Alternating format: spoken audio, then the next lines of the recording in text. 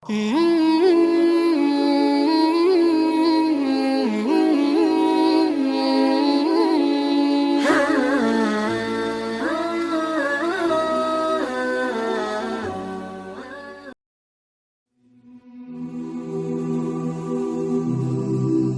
sahabat, terima kasih sudah mampir ke channel ini. Sebelum kita akan membahas mengenai apakah Sri Baduga Maharaja adalah salah satu sahabat Rasulullah Shallallahu Alaihi Wasallam, alangkah lebih baiknya jika sahabat subscribe dulu dan aktifkan tombol lonceng agar dapat mengikuti video-video kami yang lainnya.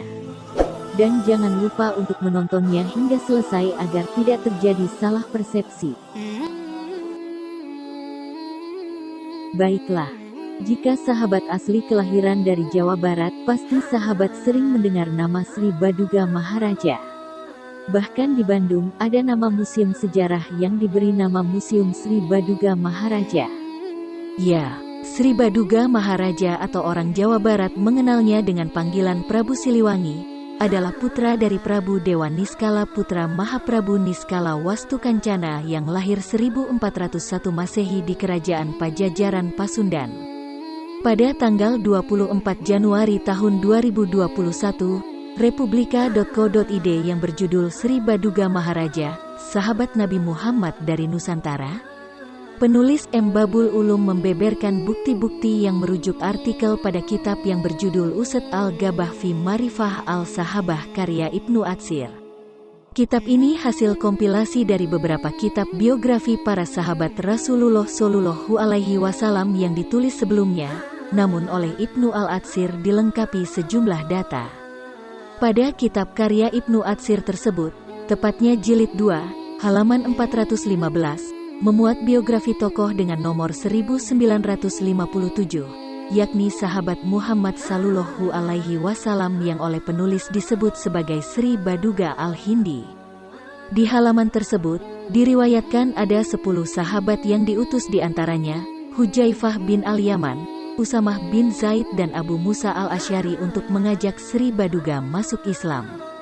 Akhirnya ia menerima kunjungan para sahabat dan masuk Islam.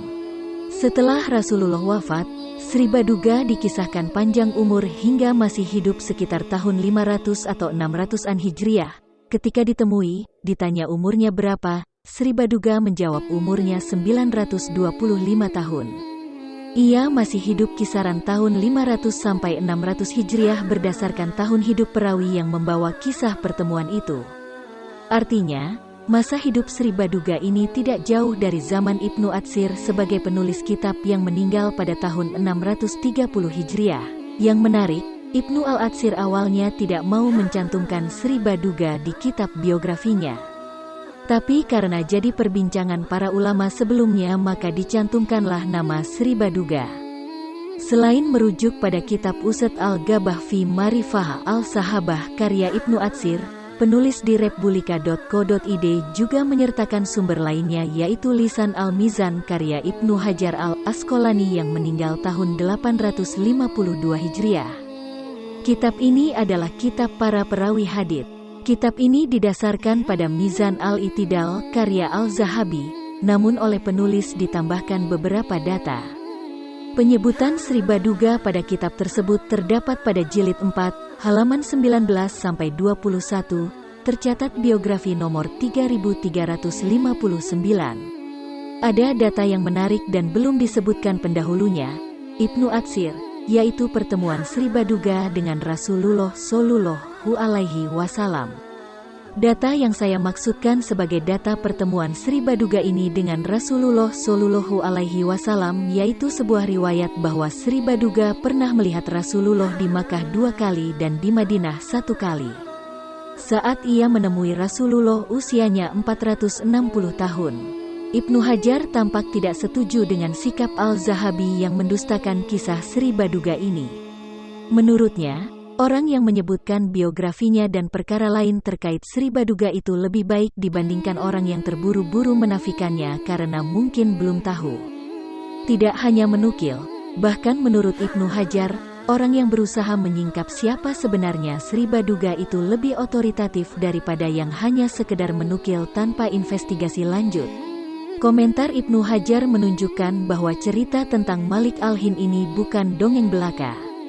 Lalu sumber berikutnya adalah sebuah kitab yang berisi kompilasi hadits-hadits yang disusun oleh Hakim al-Naisaburi. Kitab tersebut dikenal dengan nama Al-Mustadrak, ala Al-Sahihain atau dikenal dengan Al-Mustadrak Al-Hakim. Merupakan kitab yang memuat hadits-hadits yang menurut penulisnya memenuhi kriteria Sahih Al-Bukhari dan Muslim, namun tidak dicantumkan dalam dua kitab itu. Artinya, Al-Hakim menghimpun hadits sahih lain yang berserakan di luar dua kitab tersebut.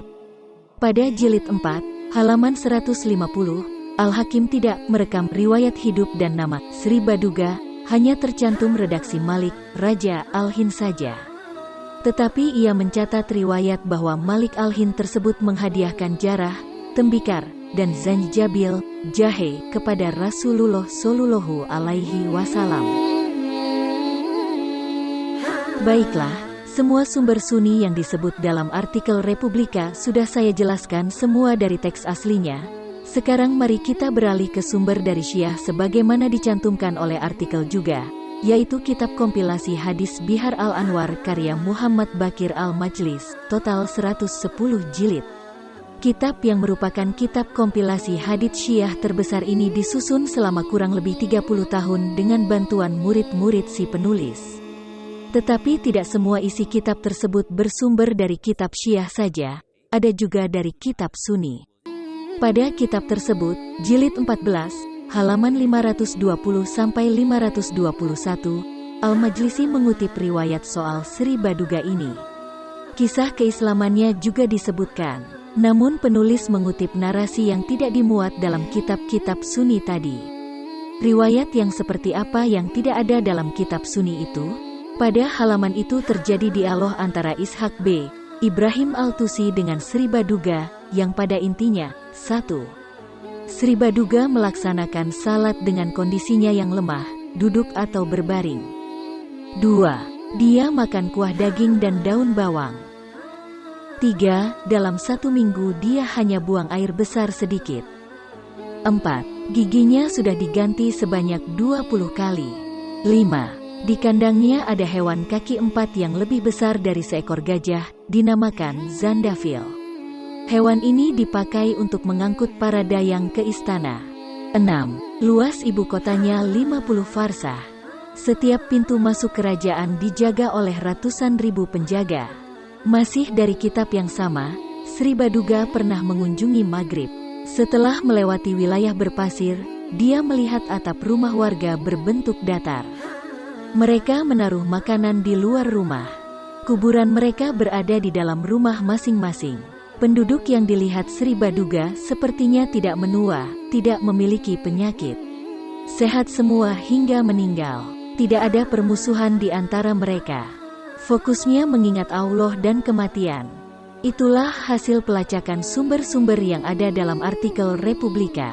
Pertanyaannya adalah, apakah Sri Baduga yang dimaksud dalam kitab-kitab tersebut adalah sama dengan Sri Baduga Maharaja atau Prabu Siliwangi dari Kerajaan Pajajaran?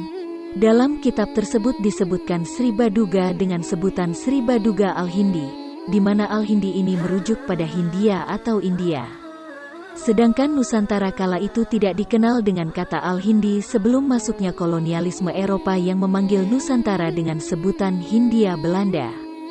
Jadi kata Al-Hindi ini jika melihat kitab rujukan di artikel redbulika.co.id itu tidak merujuk pada Sri Baduga Maharaja namun merujuk pada seorang raja dari India Malik al-Hind Ceraman Perumal atau sebutan lainnya Malik al-Hind Sarbata. Dugaan ini dapat kita baca di DA Socio-Historical Approach to Hinduism, from Islamic Times to the Prophet Muhammad era karya Nur Ahmad. Dalam artikel tersebut ada keterangan mengenai seorang raja Hindu, Malik al-Hind. Jadi apa yang dapat saya simpulkan adalah, tidak ada hubungannya antara Sri Baduga al-Hind sebagai sahabat Rasulullah Shallallahu Alaihi Wasallam dengan Sri Baduga Maharaja atau yang lebih dikenal dengan Prabu Siliwangi. Jika kita bertanya apakah Prabu Siliwangi beragama Islam saat beliau wafat, cerita ini masih menjadi kontroversi hingga saat ini. Wallahualam bisawab. Terima kasih sudah menonton channel ini. Jangan lupa untuk subscribe, like, and comment. Serta bagikan video ini jika bermanfaat. Wassalamualaikum warahmatullahi wabarakatuh.